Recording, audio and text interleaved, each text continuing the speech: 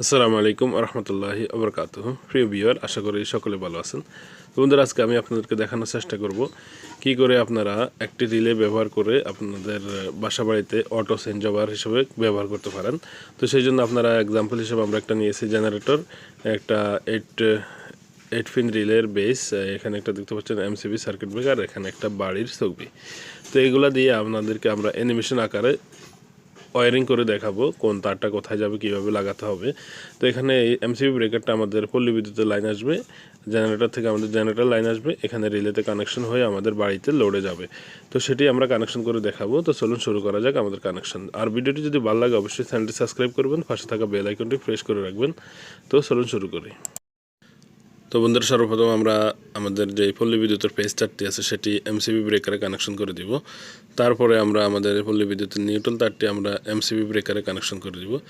এখন MCB breaker থেকে আমরা পেজটি আউটপুট করে আমাদের রিলের A2 টার্মিনালে কানেকশন করে দিব। এরপর আমরা আমাদের যেই নিউট্রাল যেটি আছে পল্লী বিদ্যুতের সেটি আমরা আমাদের রিলে বেসের A1 টার্মিনালে কানেকশন করে দিব।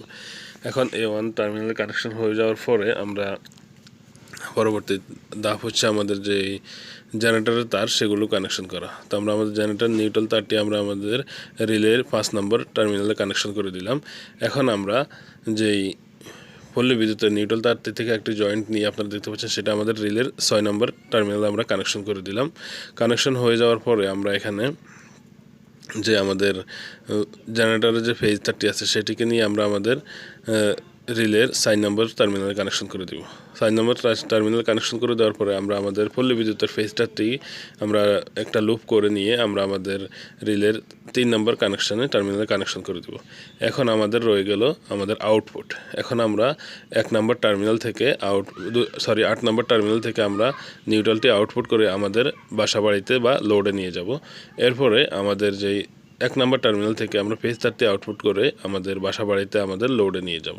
তো যখন আমাদের রিলেটি কারেন্ট চলে যাবে তখন আমাদের রিলেটি কাজ করবে এইভাবে। যখন কারেন্ট চলে যাবে সে জেনারেটরে কনভার্ট করে দেবে, আবার যখন কারেন্ট চলে আসবে তখন আমাদের যেই জেনারেটরটিকে অফ করে সে পল্লী বিদ্যুতে লোডটি কনভার্ট করে দেবে। সেটা অটোমেটিকলি করবে, কোনো ধরনের কারো হাতের স্পর্শ লাগবে না। শুধু জাস্ট এটা কারেন্ট চলে গেলে সুইচটা আপনি অন করে দেবেন। আমাদের যে ব্রেকারটি আছে সেটি এখন অফ অবস্থায় আছে, যখন আপনার এটি অন করে দেবেন জেনারেটর চালু করলেই সেই অটোমেটিক। আবার এখানে সিস্টেম আছে এটিএস সিস্টেম, যদি এটিএস সিস্টেম করেন সেখানে আর কোনো ধরনের হাত লাগাতে হবে না। তো আশা করি আপনারা বুঝতে পেরেছেন। ধন্যবাদ।